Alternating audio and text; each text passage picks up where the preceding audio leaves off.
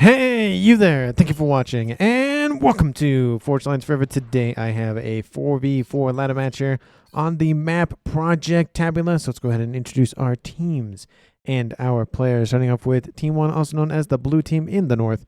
Ending with Team 2, also known as Red Team in the South. Starting off with Team 1's Eastern player, we have in Royal Blue, the UEF player of Fission. I think it's Fission. He is a 1049 rated player. Again, he's playing as a UEF. To his northwest, and regard Escalating here for Team 1, it is Tropical Ocean Blue player of Trump's third nut. He is a Cybran for this match as a 1160 rated player. To his south, we have in Amethyst Purple the Aeon player of Neon Marine. He is a 1546 rated player, the highest rated player on Team 1 and in the game overall. And last but not least, for Team 1 in Stage Blue is the Cybran of Saints Row. He is a 1482 rating. So for Team 1 side of the map, they have all the OGs, so 2 Cybrans, 1 Aeon, 1 UEF, no Seraphim for Team 1. Starting off for Team 2's Western player in Chevy Crimson, we have the Seraphim of Jamaica. He is a 1008 rated player, and again, he's going as a Seraphim. To the rear guard line here for Team 2 in Light Oak Tan is Carlos PT, or Carlos for short. He is a Cybran for this match as a 1376 rated. To his north by northwest, we have in Orange Tagala Orange, the UEF player of Umbra. He is a 1409 rated player. He is the highest rated player on Team 2. And again, he is a UEF. And his next door neighbor is also a UEF in Ruby Red. It is Sailor Moon as a 1396 rated player. So for Team 2 side of the map, they have 2 UEF, 1 Cybran, and 1 Seraphim. So Team 2 lacks the Aeon faction, while Team 1 lacks the Seraphim faction. And for these 8 players on the map of Sicko Samuel, they have to scoop up, currently sitting at 27,000 mass, which means for each player, there's about a little over 3,000 mass. So definitely a hefty amount. None of it, coincidentally, there's some in the middle, but not in the direct middle of the map. I have casted this map a long time ago, so I'm a little bit familiar with it, but nothing too crazy. It's not like Settins or Dual Gap where everybody knows where everything is. It's definitely one of those maps where it's a really cool design in the sense that this is the only landmass the players can fight on. The entire other section of the map being the exterior, aircraft can fly, no issue. But of course, no land, so it's not isolated from the map. Like some maps you'll see, it's kind of grayed out on the edges. This map is all filled in, I guess is the way to put it. And it is a full 20 by 20, so lots of space for our players to expand and have some fun with. We do see his Job Maker here on this upper plateau, getting a nice little Team 1 PD emplacement and a hydrocarbon to expedite his power needs. We do see that Saints Row is going to start pushing into the south to try to stop his advancement, but I don't really think he's going to have that much of a forward momentum for now, just because that T1 PD is there, and Jamaica does have the high ground, which we have seen in media is the most important ground to have unless you don't know how to use it, and then it is your downside. In the east, kind of similar situation happening, but Team 1's Vision has not moved into the upper plateau position that his mirror of Jamaica is in.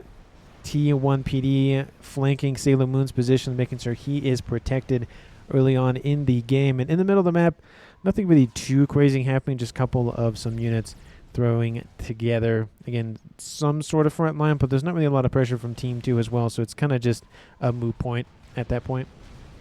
In the regular slot here, actually, a surprise, T2 upgrade not started here for Team 1.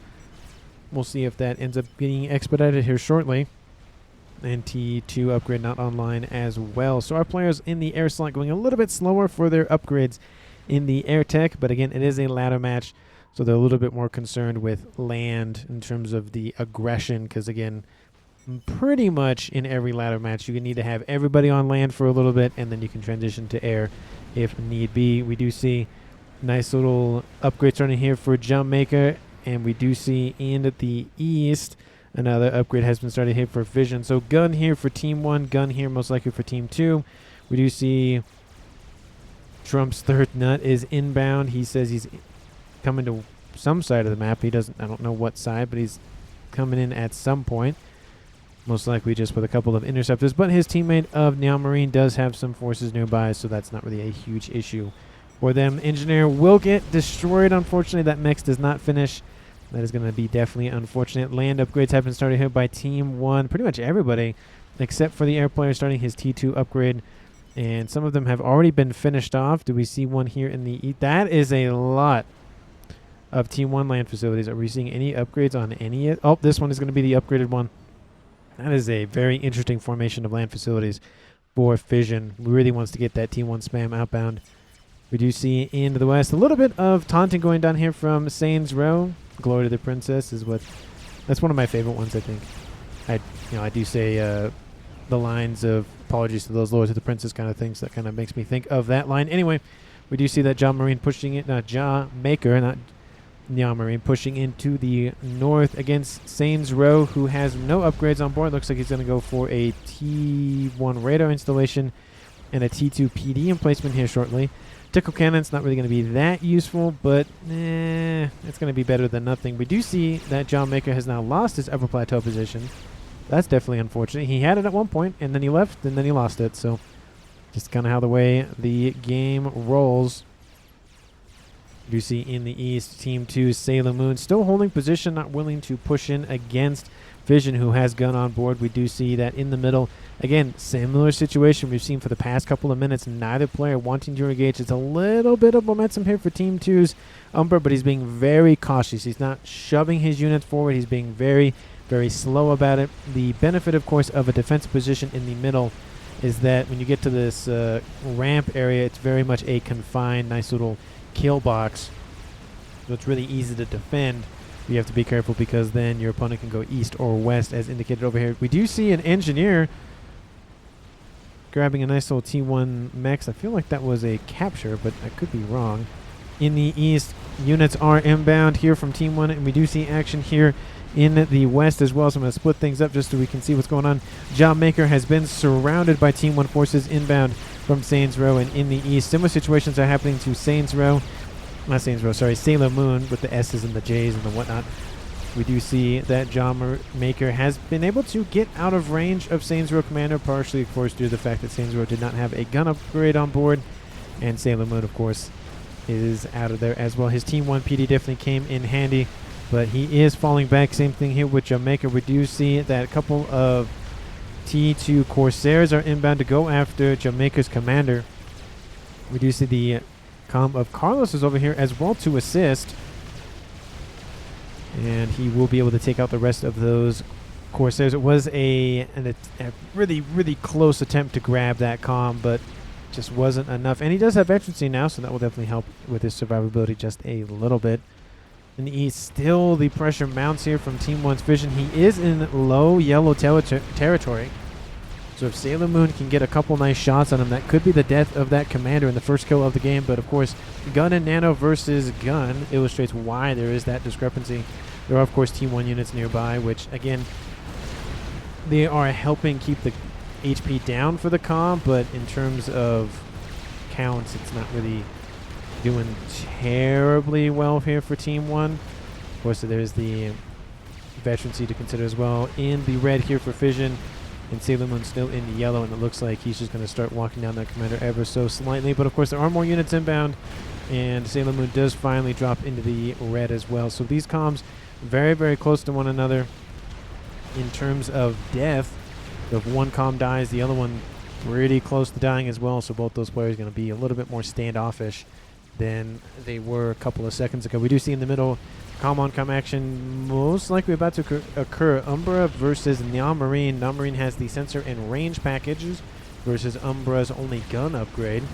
So again, damage and range versus just range and sensor package gives him a decent chunk of the middle of the map to see. You can see that as the range on board. That commander very, very powerful, especially on this map where you have a smaller section of the map in terms of land available, but makes that sensor package even the more powerful. A couple of Corsairs just hanging out next to Umbra's commander. Interceptors are nearby here for Umbra, and he's able to deal with that one, and he's going to be able to deal with that other one here nice and easy. So again, no real issues for Team 2 in the air department. T3 is almost online. It's about 20% of the way here for Team 2. Team 1, T3 not started as of yet. So Team 1 is behind in that regard. It could make the difference not going for that T3 upgrade sooner. But again, it just depends on what Carlos does. If he goes for first bomber, that could be very deadly. But if he doesn't, not that bad.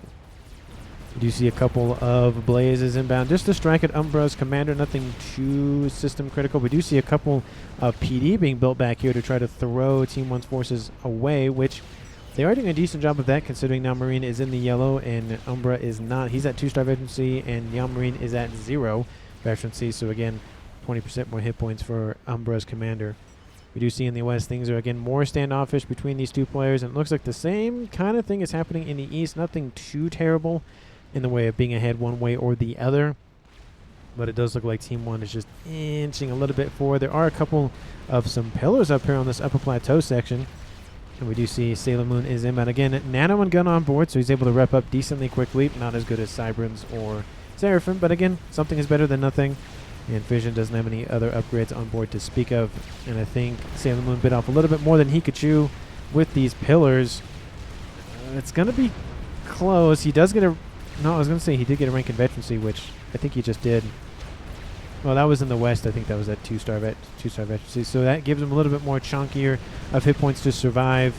And with the other PD nearby, it's going to be a great environment for those pillars to sit in for a long period of time. Carlos is still over here going for a couple of T2 zappers, some TMD. There are some missiles outbound here from Team 1. Looks like that came from the middle. Oh, it's right here, yep. Serpentine, T2 tactical missile launcher inbound.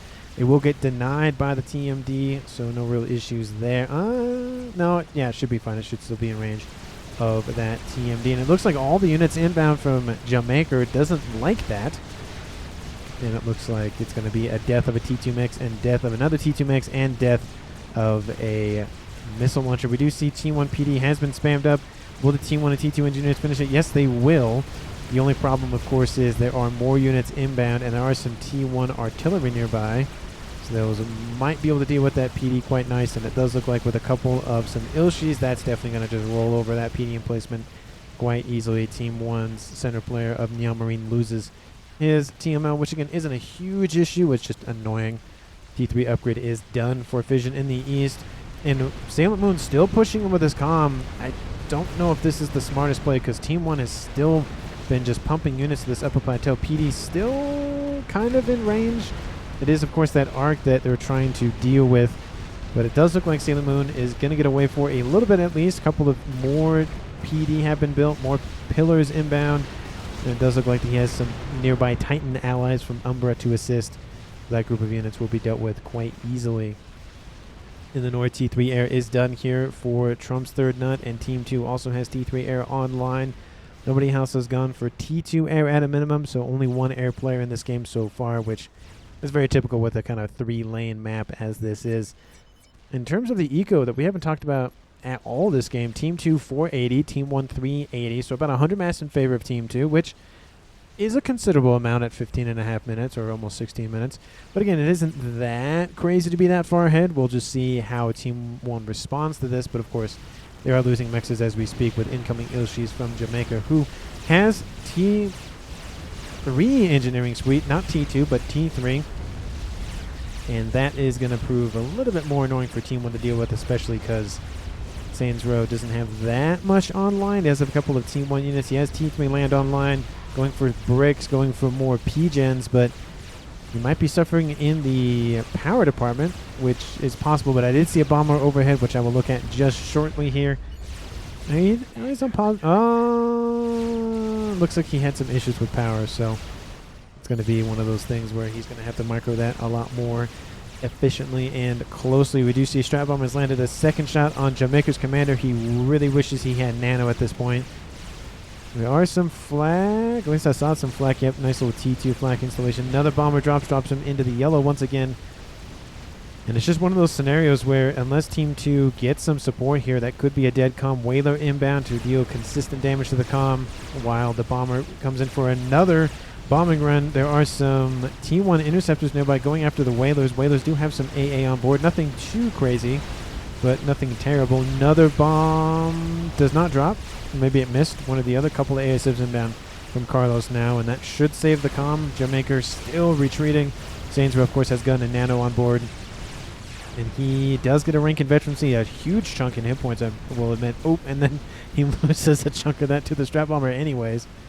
So he got some hit points to survive a shot and then lost most of those hit points anyways. Strap bomber is going to get another shot in. And he would still survive one more hit, to be fair, but that bomber does finally meet its end. Whalers inbound just to try to kill off that commander, but it's going to be a little close, but those ASF turn back around, and that does save him. One strap bomber will kill him now, but he has a shield online, so no real issues there. In the east, missile launchers picking and prodding at Sailor Moon's position over here to the east. It is missile launchers versus missile launchers. It is UEF versus UEF tech. You hate to see it. You love to see it, depending on what you love and what you hate. But at least in this degree, of course, the TMD isn't great, and the missile launchers aren't bad. I definitely prefer the T2 Vipers because they split. But the T3 ones, of course, are the prime example of just spam land missiles. They are the torrents on the land is another way to put them. Large group of units inbound. A lot of Titans, a lot of pillars. No Percies as of yet here from Team 1. He went for more rapid response units. We'll see if he does output some shortly. Still, look at that. Like, just formation of facilities. Nice little, almost looks like a dagger or kind of like a, I don't know, kind of like a, well, if this was put somewhere else, it'd be that one stylized S that I can think of, but not exactly. Tons of Titans online, though, for Sailor Moon.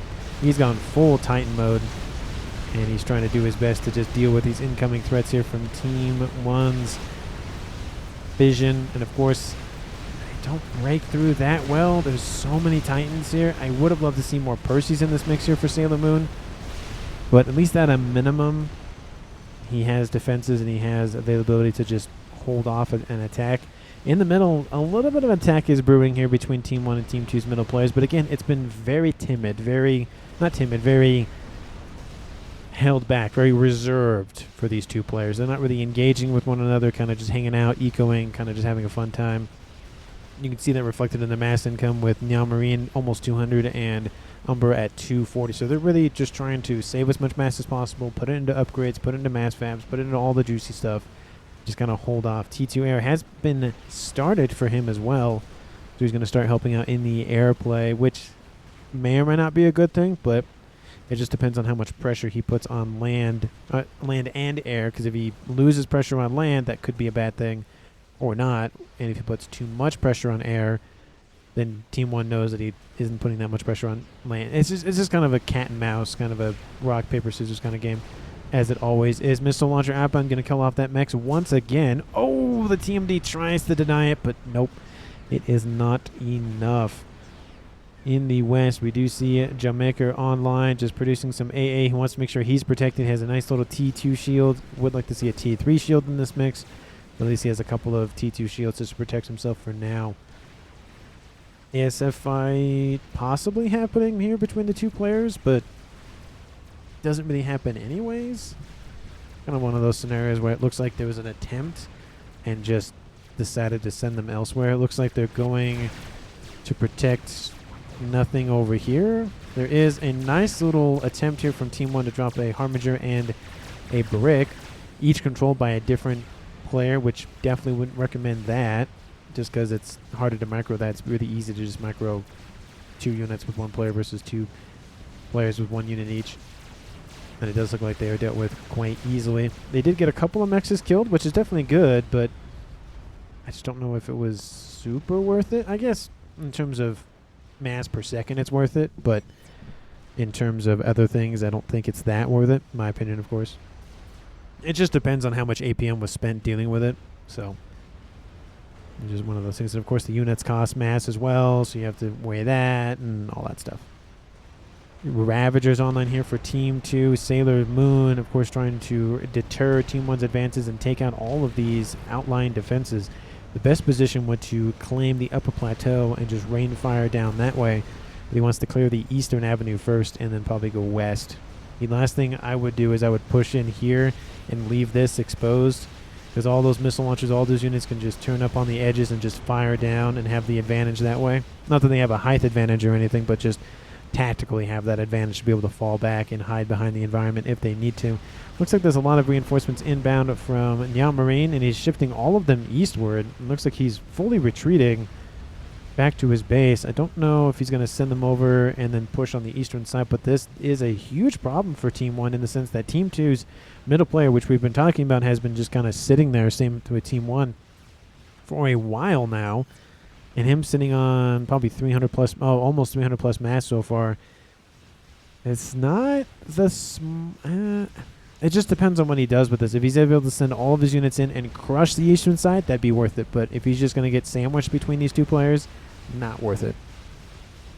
Because now we see those forces pushing in and isolating any sort of retreat westward. There's no way that Team 1's forces can go back the way they came. And especially with Titans pushing in on the east and Percies coming to back them up. It is not going great here for Team 1, but we'll see how that goes. Shifting over westward. Again, very similar situation going on. Team 1 and Team 2 not really engaging one another in the land. It is, of course, 23 minutes on the clock here. Nobody has died, which is obviously a plus for both teams. We'll see if they make it to 30 minutes without anybody dying. Team 1 sitting at 640. Team 2 sitting at 710. It's about 70 mass difference still in favor of Team 2. So Team 1 has caught up 30 or so mass in that 10, 5, whatever, how many minutes it was when I was talking about mass income last. Let me know down in the comments who you think is going to currently win this game. Of course, if you haven't done so already, please like the video and subscribe to the channel. And of course, as always, thank you so very much for watching. I really, really do appreciate it. And share this video with anyone, everyone, and especially your pets. Ooh, that was a nice grab. Was that an artillery piece? It looked like a missile. That was... where is it? Oh, no, that's from the comm. Yeah, that's a missile launcher inbound. And that was a great grab. Takes out a chunk of units there. Fires another blast. Takes out one pillar, so not as effective as the one that landed. But again, something better than nothing. Missile outbound. Looks like it's going to strike. Oh, no, it's going to be taken out by TMD anyways.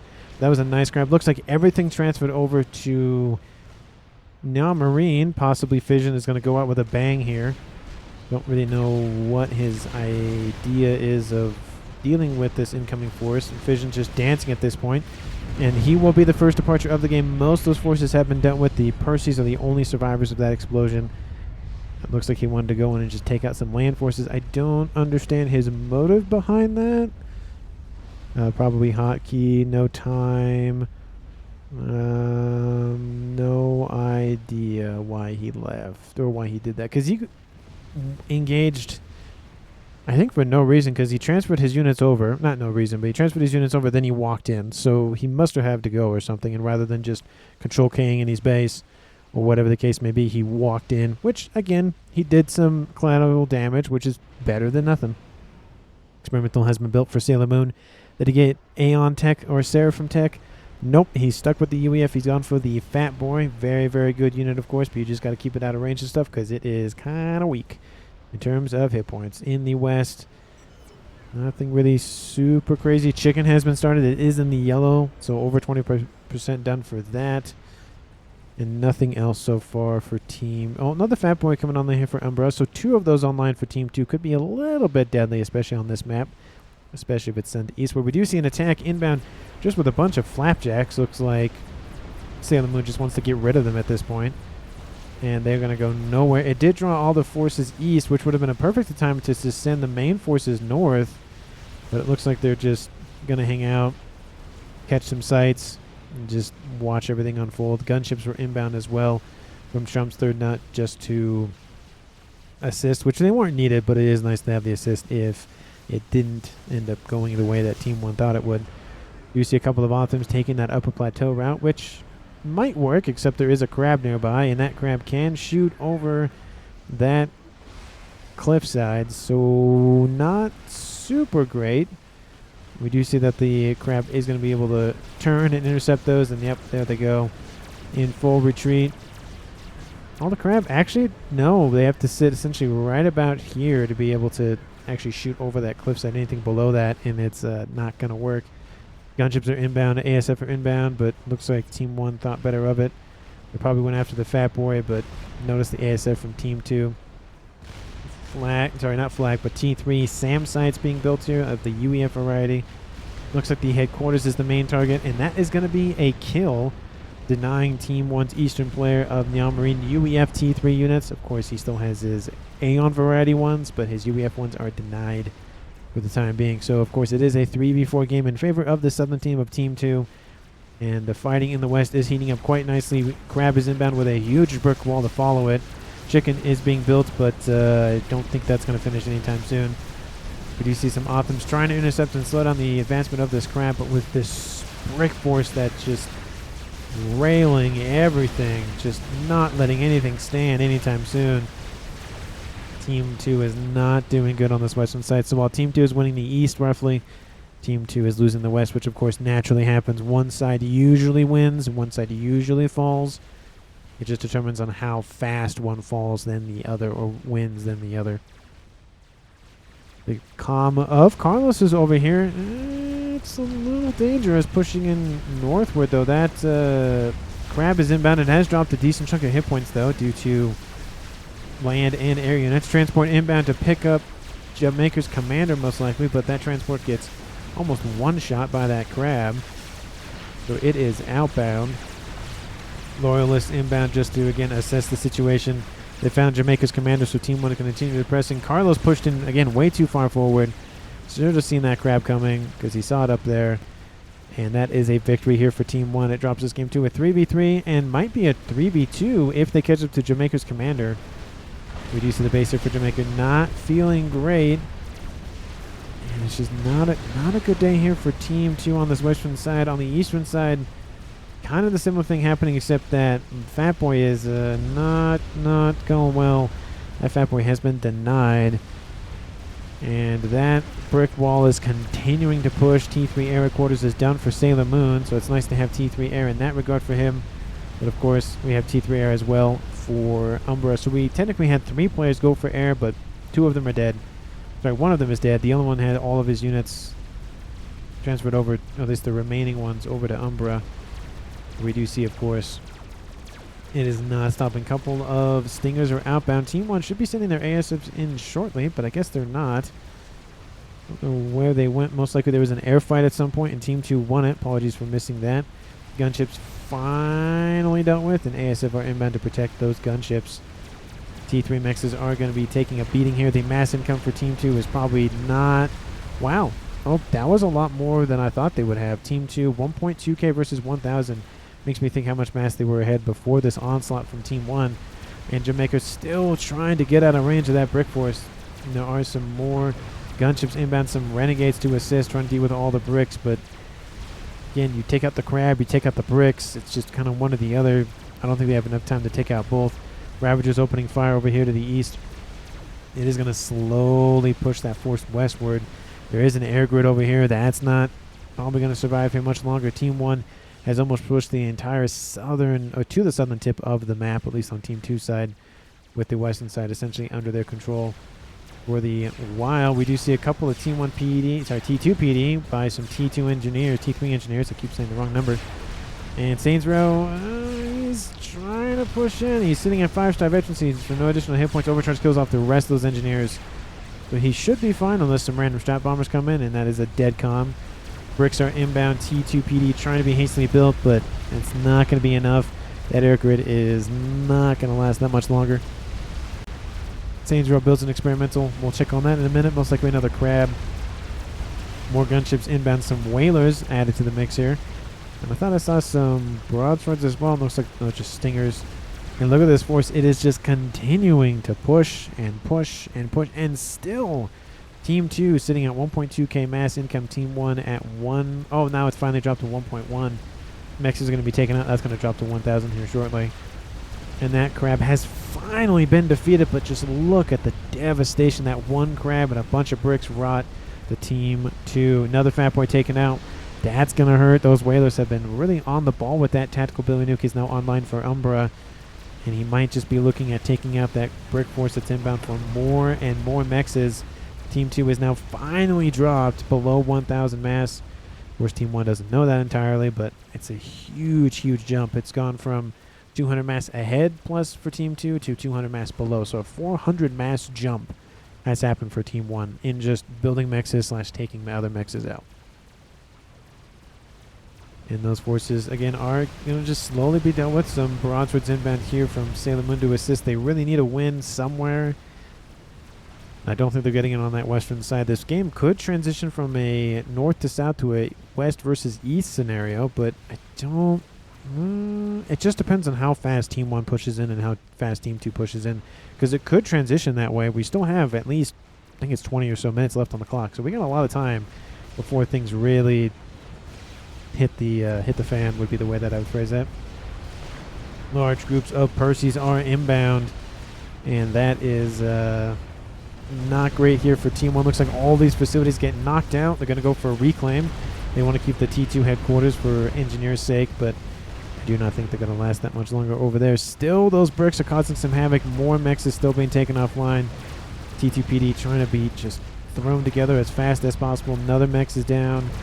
Another mech's probably will survive just due to the bricks not pushing in as much as they probably could have. But again, Saints Row did such a great job. Bill Nuke lands over here, tries to take out that group of bricks inbound. There are some Percies trying to catch up to them as we speak. And those look like those Percies have now broken through the fences. Team 1 bombers overhead to slow their approach. But again, it's just one of those scenarios where it's a lot of units inbound. There's a lot of firepower inbound. Harbinger's trying to assist, but they just get 1 to 2 tapped here. And you just see all those shots firing. Absolver randomly in the mix there. That's not going to do a whole lot, but you know, something's better than nothing. Reduced to the ASFs are being very defensive here for Team 1, not wanting to engage Team 2. Again, their production is severely diminished, so Team 1 will eventually either gain the lead or actually have the lead at this point. That Fat Boy, though, is definitely going to be a big thing for Team 2 to keep online. Percy's continuing to engage. There is a Colossus online and the Calm of Neon Marine, which, is that shield heavy or just regular shield? That is regular shield. We do see another Billy Nuke lands to the west. Again, trying to slowly approach and just keep Team 2 back as much, sorry, Team 1 back as much as possible from Team 2. But there is a Monkey Lord and a Crab, so that's not great for Team 2 on that western side. Again, that western side is the vulnerable side. Colossus pushes in, forces all of these Percies to fall back, and I just don't think that's going to go anywhere. They grab this base over here to the east, which is great, but they just got to take it and build on it. Mass income 1,000 to 900, so nothing really has changed except Team 1's a little bit more down to where they were a couple of minutes ago. Team 2 is trying to get back up there, but it's just kind of difficult because there is that Monkey Lord and Crab over there, and of course all these mechs still need to be rebuilt. Not a lot of engineers running around to scoop up all this reclaim as well. Currently sitting at reclaim, speaking of which, 230,000 mass, so enough mass to produce anything in the game, and depending on the thing, and then some. Another Fat Boy eliminated by Whalers. What is that, number 3 from Team 2 that's been killed off by Whalers? I feel like Team 2 needs some more AA. Black and T3. Just, that's the 3rd one killed off. And again, you can see all these Percies are vulnerable, which means it is not good business over there on the east here for Team 2. They need to change their business practices up a little bit. Looks like some broadswords are inbound for taking out the Crab. And again, the same situation. I know I'm kind of, well, not ragging, but kind of making a point about Sailor Moon. But in the west, the same thing is happening. No AA coverage, either ASF or otherwise. There are some ASFs inbound, but a little bit too late. Second Crab is now under threat. The Monkey and the Crab were taken out. Looks like the broadswords are inbound for a new target. Boo Nuke outbound. I don't know where they're going. Looks like they might be going for the Calm. Looks like they might be going... there is a lot of AA they're running into, but it looks like the Calm is the threat. Oh, it looks like they could... Ooh, they went for the Nuke that was built. Didn't even... Oh, it's not even gone. There it goes. T3 Pigeons are going to go down. That's not a great day. There was an artillery piece that is not going to have a fun time. Gets reclaimed. That's very good to keep the volatile explosion from happening. That one doesn't get reclaimed. That one gets reclaimed, but it doesn't matter because that artillery piece will be taken out. But of course, Saints Row is over here, and that's probably a dead calm here for Team 1, which probably is actually true. The artillery was not killed off, though, which is at least a consolation prize. It is severely damaged, however.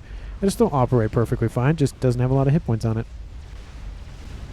Another emissary has been started and is actually going to be finished off here for Team 1 here shortly. No other big ticket items here for Team 1 as of yet. Team 2, do you have anything big in the background? Satellite? That's the makings of something big. Another Fat Boy has been started here for Umbra. And just more pigeons, and more mass fabs. That's really about it. Team 2 is now tied with Team 1 with number of players remaining with the death of Saints Row. 38 minutes on the clock. And the game has quieted down once again, but that artillery is going to shake things up definitely a little bit. It is now completed, and if I was a betting man, which I only am when I know the odds and when I know that I'm going to win, I would probably go for this. Ooh, I mean, both of those positions are kind of vulnerable. This one's a little bit more vulnerable, but there is more shield coverage being built, so that one's probably more the immediate win, but this might be a little bit more important, especially with the satellite. Again, 1 isn't a big deal, but 6 is a big deal, 8 is a big deal, 13 is a big deal. Satellite is going after mass extractors, it looks like. Trying to snipe at Team 1's eco. Team 2 back in the lead, 1.2k. We're back at the 1.2 versus 1.1, 1.0 game at this point. Nobody really able to cross that 1.5 threshold yet. And that's, again, mainly driven by look at all the stuff that's been killed off. Look at all the stuff that's been killed off. It's just nothing that can really be done about that just because gunships and AA and a whole bunch of stuff come in. Artillery is actually landing and kills off the satellite. Ooh, that was a nice snipe from Team 1. Nuke silo is done for Sailor Moon, though. I said that really weirdly. And here it is right here. So the first nuke of the game that might be fired is that one. There has been no nuke fired as of yet. There have been Billy nukes, but no legitimate big explosion nukes. Again, 1 artillery isn't a big deal. 2 artilleries, kind of a big deal. Looks like maybe more up there to the north as well. Again, in the west, looks like that Crab is going to continue to push in. Reclaim field just with that not brick force, but that Crab alone. Team 2 really doesn't have much available to them. They have 1 Fat Boy and another one underway. A couple of Ravagers. Looks like the artillery is landing on the SMD, at least trying to hit the SMD. Looks like Jawmaker. Actually, no, it's not. Excuse me. It isn't 2v2. It is actually 2v3. I will apologize. I forget Jawmaker's still in the game. I just don't notice his stuff because he's in the middle of Umbra's base. So I do apologize. It is a 3v2 game in favor of Team 2. Boo Nuke outbound, very well placed. Will the Loyalists redirect it? Yes, it will, which is not great for Team 2 because that Boo Nuke is going to land. There is some TMD, but there's not a terrible amount.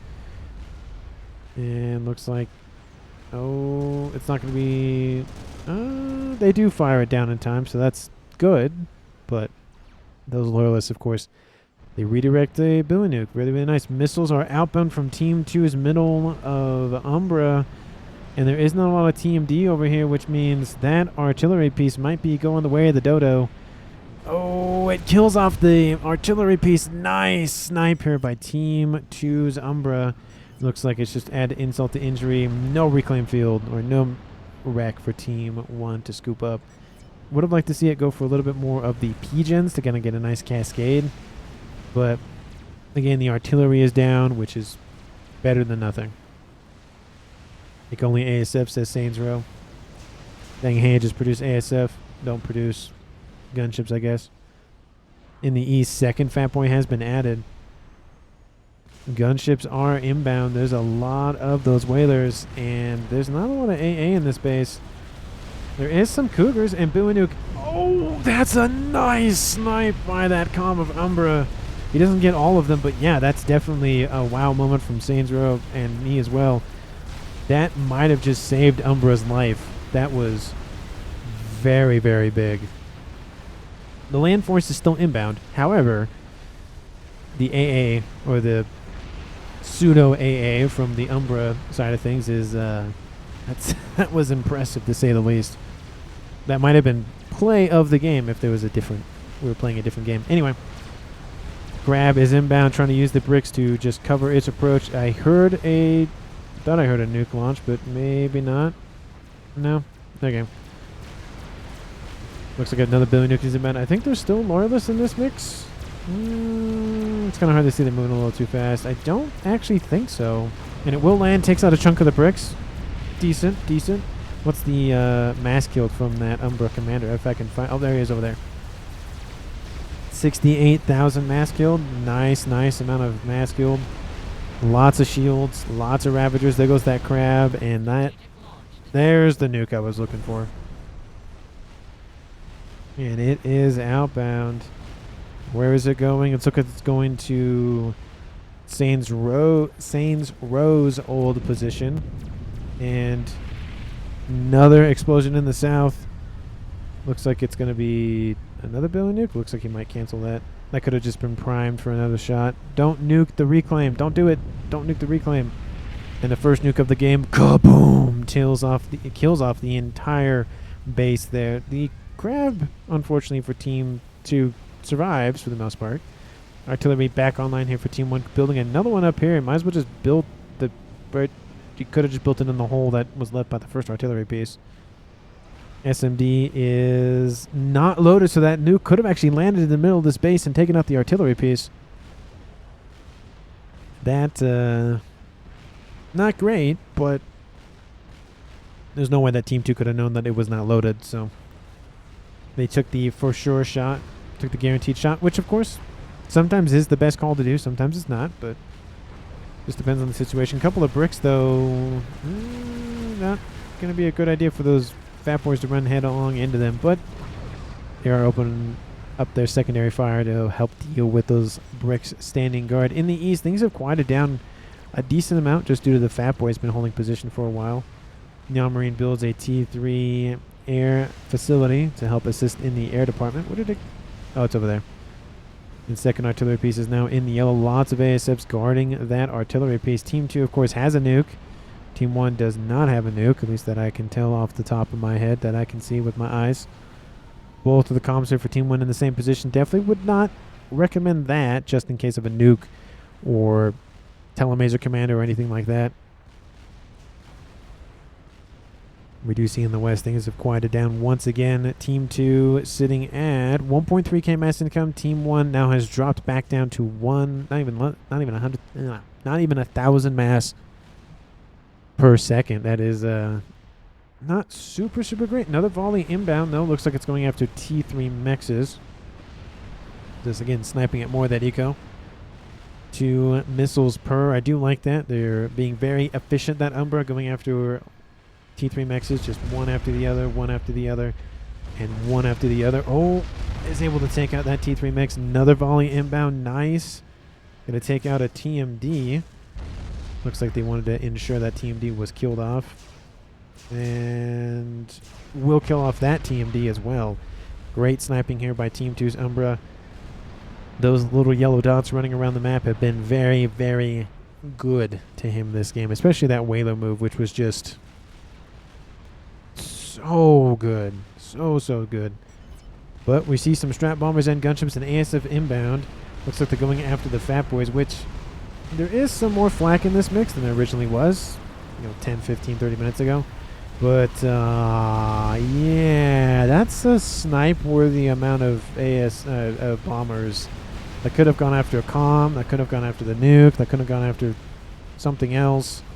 Gunships are inbound. They're probably not going to get that Fat Boy. So, the shielding on this nuke definitely could have been taken out, I think, by that grouping of bombers. Duke says, Saints Row, yes, there is an artillery piece being built by Sailor Moon, so he has nuke. He'll soon have artillery. He had a satellite. It's gone now. The wreck, it was there, but he didn't decide to rebuild it. ASF still hanging out around the flag. Not a good idea. Colossus and Crab moving in, though, on the eastern side. Colossus is now dead, and Percy's moving in to kill off the Crab. Just don't think it's working for Team 1 in this experimental push here. In terms of the reclaim, Team 1 is sitting on a higher percentage of said reclaim, but it's just one of those things where I just don't think it's worth it, because that's so much mass that they've dumped on Team 2's side of the map. We do see another nuke outbound, and now that there it goes. Let's say that stupid little UI nonsense is dealt with. Not UI, but ability from the crab dealt with. Another nuke outbound. Don't know why it's going for that position, but it's going for it. More SMDs have been built, though, over here, so they will definitely protect the 3 artillery pieces online for Team 1. Those got spammed up very quickly. I don't know if Team 2 is prepared for that. There goes the nuke. Kaboom. Doesn't kill off much. It kills off something, but nothing huge. Looks like there was mass fabs being targeted, and that was denied. Looks like they were actually going after Jamaica's facilities. He has started a YOLO, though, which is very ambitious. I highly doubt that will finish. But hey, Team 2 could assist it, and that could be the game-winning move. Who knows? Another missile threat is... So, fool me once, shame on you. Fool me twice, shame on me kind of thing. That's a lot of... that's a lot of zappers. And looks like they're actually going to fall short. Oh, that was just enough to protect that T3 mechs. T3 artillery is now done for Team 2. Yes, it is done, but there's a lot of shielding that needs to be... Ooh. That was, as I was saying it, literally as I was saying it, that was a dead nuke for Team 2. Hopefully there wasn't a nuke loaded in there, because that would have been very awkward. But there are some more Colossi being built, but unfortunately there are a decent amount of Percies inbound. And unless Team 1 gets a heck of a lot of more of those online, it's not a good day. That Colossus will finish very quickly. The second one probably will not finish in time. But this amount of Percies should deal with a Colossus very, very quickly. There is some flak behind them as well to assist with any sort of bomber threats, whether it be Team 1 or T2 fighter bombers. T3, a little bit more annoying. Attack down the middle is occurring for Umbra. Two-pronged attack going down here for Team 2. That is essentially their last-ditch effort. If the artillery are not taken offline, that might just be game here for Team 1. Artillery still holding out. 3,000 hit points left. All the pigeons besides one are knocked out. Shields are gone. One nice little shot will kill off the artillery. It'll miss. It's staying online. Percies have now engaged the Colossus. Because the one Colossus. There are a couple of Whalers inbound, and there's actually a lot more flak in there than I thought there was. Team 1 PD trying to be built, of course, starting to stack up some units to try to deter the incoming pathfinding of Team 2's forces. Those Percies are breaking through. The SMDs are not important. Just build, build, build, build, build. Team 1 at this point. Pigeons being knocked offline. Strat Bomber somewhere? Looks like Strat Bomber over here from Team 2. And those Percies are being stopped, unfortunately, by the... Well, not unfortunately, but fortunately for Team 1, unfortunately for Team 2. But there is this force inbound to the south, which there is a crab trying to assist with that. All these units, again, that's the whole pathfinding nonsense kind of kicking Team 2 in the teeth right now. Those units are... they're still breaking through, though. Team 1 autoguns trying to be built. There have been some Team 1 PD that have been built. It's just gonna be a close call. The crab trying to intercept, but now it's not even shooting at the units. Explosion happens somewhere. It looks like an SSU gets taken out by an artillery shot. Team 1 still has all 3 artillery pieces, though, and it's just one of those things. Now Marine is moving in. He has regular shields, so he's trying to do the best he can. The units around this crab are just not having a good day with the pattern. Look at all of these units, just kind of like, can you please move? Can you please move? Please move. Please move. There goes the crab. Please move. Single file, everybody. Single file. Just not having a good day.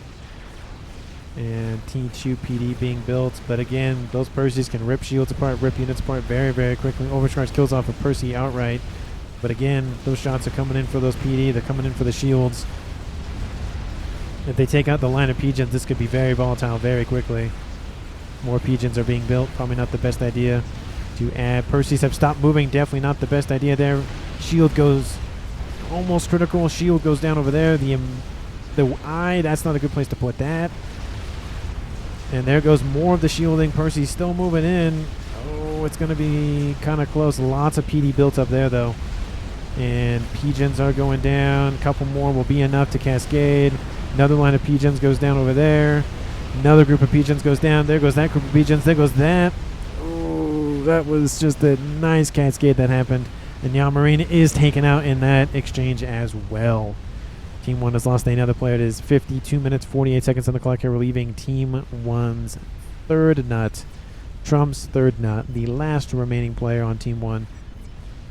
And I think he might just GG call it a game. And that land force was just enough. I mean, there's a lot more Percies to bring to bear. They had the little pathfinding issue down there, but nothing too critical. And there goes Team 1's third nut. And that is the game, folks. 53 minutes and 8 seconds on the clock. Team 2 wins the game by land against a lot of artillery from Team 1. And that just goes to show that artillery is not the end-all, be-all.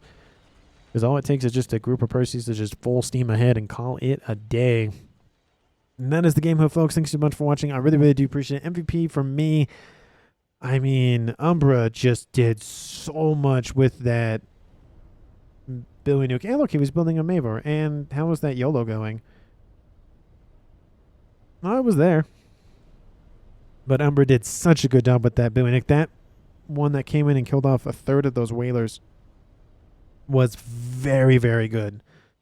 Very, very well timed. It had been like a second sooner, would have gotten probably most of them.